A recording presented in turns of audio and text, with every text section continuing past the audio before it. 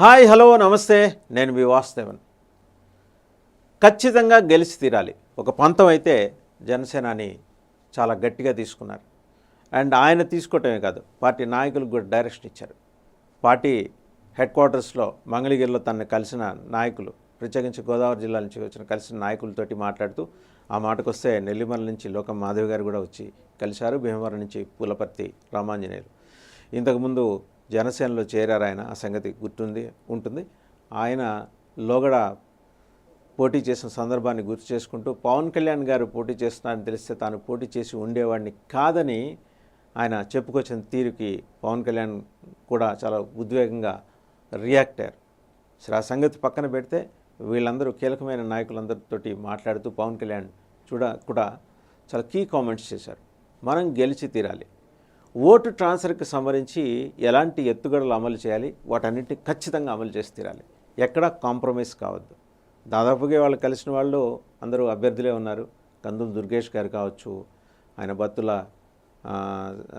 ఆయన కావచ్చు, అలాగే నెక్స్ట్ వరప్రసాద్ కావచ్చు, ఇంకా ఇతరులు లోకం మాధవి గారు, వీళ్ళందరూ కూడా కలిసినప్పుడు వాళ్ళకి ఇచ్చిన దిశానిర్దేశం ఏంటంటే పవన్ కళ్యాణ్ గారు మనం గెలిచి తీరాలి. ఆ పట్టుదల వచ్చేసింది జనసేనలో. అసెంబ్లీలోకి ఈ 21 మంది కంటెస్ట్ చేసిన 21 మంది ఖచ్చితంగా వెళ్ళి తీరాలి. సో ఇంత క్లారిటీతోటి పవన్ కళ్యాణ్ అన్న తర్వాత క్యాడర్స్ కూడా నైతికంగా స్థైర్యం పుంజుకున్నాయి. ఎందుకంటే సరే, పార్టీ వ్యవస్థాపక దినోత్సవం కూడా ఉంది కాబట్టి ఆటోమేటిక్గా ఒక జోష్ నింపే ప్రయత్నం గట్టిగానే నడుస్తుంది. కాబట్టి గెలిపించుకోవాలి, గెలిచి తీరాలి, గెలుపు మాత్రమే తారక మంత్రంగా పనిచేయాలని చెప్పేసి పవన్ కళ్యాణ్ ఇచ్చిన డైరెక్షన్ తోటి మొత్తం క్యాడర్స్ సమాయత్తం అవుతున్నాయి. నాయకులు రెడీగా ఉన్నారు. చిన్నా చిత్తగా అలకలు, భావోద్వేగాలు వీటన్నిటినీ కటగట్టేసి అటక మీద పెట్టి ముందర గెలిచి తీరాలి, గెలిపించుకొని తీరాలి కూటమి అభ్యర్థుల్ని. ఈ స్లోగనే ఆయన చాలా బలంగా వినిపించబోయేది.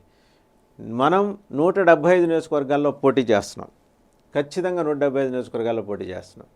సో ఇందులో ఎలాంటి కాంప్రమైజ్ అయ్యే పరిస్థితే లేదు.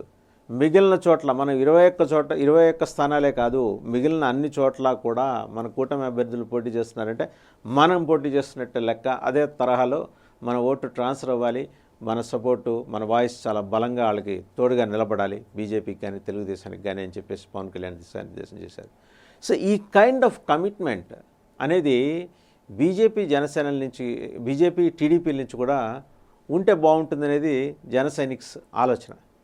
ఉండాలి కూడా. ఇన్ఫ్యాక్ట్ బీజేపీకి అయితే ఉంటుంది, టీడీపీకి ఉంటుందా లేదా అనే దాని మీద చాలా సందేహాలు ఉన్నాయి. కరెక్ట్గా ఎన్నికల వేళ పులపర్తి రామాంజనేయులు గారు వచ్చి టీడీపీ నుంచి జనసేనలో చేరటం దీనికి ఎలాగూ కూటమి అభ్యర్థి అయితే ఆయన, లేకపోతే ఈయన కూటమి నుంచే ఉంటారు. కానీ జనసేనలకు పంపించే ప్రయత్నం తెలుగుదేశం ఎందుకు చేసిందనే దాని మీద కూడా ఆలోచనలు మొదలైనాయి.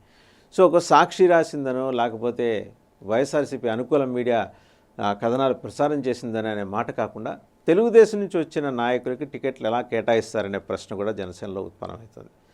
రేపొద్దున ఈ 21 మందిలో అసలు జనసేనకి చెందిన వాళ్ళు ఎంతమంది ఉంటారు, తెలుగుదేశం నుంచి దిగుమతైన పారాచూట్ నాయకులు ఎంతమంది ఉంటారు, మరి ఈ ప్రశ్నలు కూడా జనసేన పార్టీ హెడ్ క్వార్టర్స్ దాని మీద రివ్యూ చేసుకోవాలి. ఇవాళ హఠాత్తుగా రామాంజనేయులు గారిని డంప్ చేసుకొని వారికి మరి టికెట్ ఇస్తున్నారా, భీమవరం టికెట్ ఇస్తున్నారా? ఎందుకంటే గ్రంథి శ్రీనివాస్ కూడా చాలా పరుషంగా రియాక్ట్ అయ్యారు పవన్ కళ్యాణ్ గారి మాటలకి. తన్ను తరిమి కొట్టడం ఏంటి, తాను లోకల్ కావాలి, తన్నే అడిగితే తానే 2 ఎకరాలు ఇస్తాను కదా అని. సరే, అది రాజకీయ పరంగా చేసే వ్యాఖ్య, to draw the attention of the masses, అది సహజమైన ఎత్తుగడే రాజకీయ పార్టీ అయినా, రాజకీయ పార్టీ నాయకుడైనా. గ్రంథి శ్రీనివాస్ కూడా అలాగే రెస్పాండ్ అయ్యారు. దాంతో మనకి ఇష్యూ కాదు. ఆయన ఏంటంటే వ్యక్తిగతంగా దాడి దిగుతున్నారు. తన అన్నను కూడా పవన్ కళ్యాణ్ మోసం చేశారంటూ వైసీపీ ట్రాప్స్ అట్లా ఉంటాయి. అంటే క్యాడర్స్లో, జనసేన క్యాడర్స్లో కన్ఫ్యూజన్ క్రియేట్ చేయడం కోసం మరొక ఎత్తుగడో ఏమో తెలియదు. కానీ మొత్తానికి ఏంటంటే వైసీపీ ఈ ప్రయత్నం చివరి రోజు వరకు, పోలింగ్ పూర్తయ్యే 5 గంటలకి ముగిస్తుందంటే ప్రచారం చేయకూడదు కాబట్టి రకరకాల ఎత్తుగడల రూపంలో ఇన్ఫ్లుయెన్స్ చేసే ప్రయత్నాలు చేస్తూనే ఉంటుంది. అందులో భాగంగానే గ్రంథి శ్రీనివాస్ ఆ రకమైన ప్రయత్నం చేశారు. పవన్ కళ్యాణ్ ఎంత క్లారిటీతో ఉన్నారనేదే ఇక్కడ జనసేన క్యాడర్స్ చూడాలి. గ్రంథి శ్రీనివాస్ అవసరమైతే తన సామాజిక వర్గం కావచ్చు, తన బంధువు కూడా కావచ్చు, అయినా సరే యుద్ధంలోకి దిగితే కౌరవులు పాండవులు 18 అక్షోహిణీల సైన్యం ఒకవైపు శ్రీకృష్ణుడు. తాను శ్రీకృష్ణుడిని ఆ తరహాలో ధర్మ యుద్ధం చేయబోతున్నాను అనే పద్ధతిలో పవన్ కళ్యాణ్ చేసిన బలమైన వ్యాఖ్య ఇప్పటికే జన సైనికుల మెదడులోకి బలంగా చుచ్చుకొని వెళ్ళింది. సో దానికి వాళ్ళని సైకలాజికల్గా వాళ్ళ మైండ్ సెట్ని తయారు చేయడం కోసం పవన్ చేస్తున్న ప్రయత్నాలు ఇక్కడ మనం గుర్తించాలి.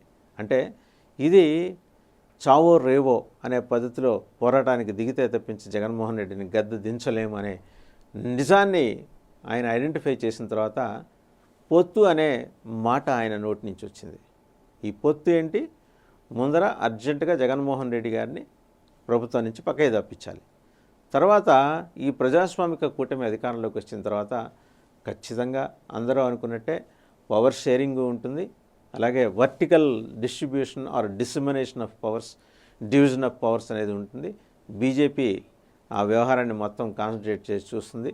తెలుగుదేశం మొత్తంగా పెత్తనం చేసే వ్యవహారం అయితే నడవదు అనే మెసేజ్ అయితే ప్రధానమంత్రి చిలకలూరిపేట సభ ద్వారా అంతర్లీనంగా పంపిస్తారు. సో జనసైనిక్స్ ఎవరు ఎటువంటి వరికి లోను కావద్దు. పవన్ కళ్యాణ్ గారి వ్యూహాలు సక్రమంగానే అమలవుతున్నాయి. ఆయన చాలా పటిష్టంగానే వాటిని అమలు చేస్తారు. ఆయన ఎండ్ రిజల్ట్ వరకు పెదవి విప్పరు. చిట్ట చివరి ఫలితం తాను ఏమి ఆశించారో ఆ ఫలితం సాధించే వరకు ఆయన పెదవి విప్పరు. కఠోర దీక్ష తీసుకున్నారు. ఆ దీక్షకు అనుగుణంగానే ఆయన నడుస్తున్నారు. అలాగే క్యాడర్స్ కానీ లీడర్స్ కూడా కానీ అందుకు అనుగుణంగానే నడవాలి. లేనిపోని అనుమానాలు వద్దు, శషబిషలు వద్దు. చాలా క్లారిటీతో పవన్ కళ్యాణ్ ఉన్నారు. గెలిచి తీరుతోంది కూటమి, అందులో జనసేనది కీలక భూమిక. ఓటు ట్రాన్స్ఫర్ గురించి సందేహాలు వద్దు. మన నెంబర్ తగ్గింది కదా అని మనకి టీడీపీ ఓటు ట్రాన్స్ఫర్ అవదనో, లేకపోతే మన ఓటు అంటే జనసేన ఓటు టీడీపీకి ట్రాన్స్ఫర్ కాదనో అలాంటి అపోహలు పెట్టుకోవద్దు. అందరిది ఒకటే మాట, ఒకటే బాట.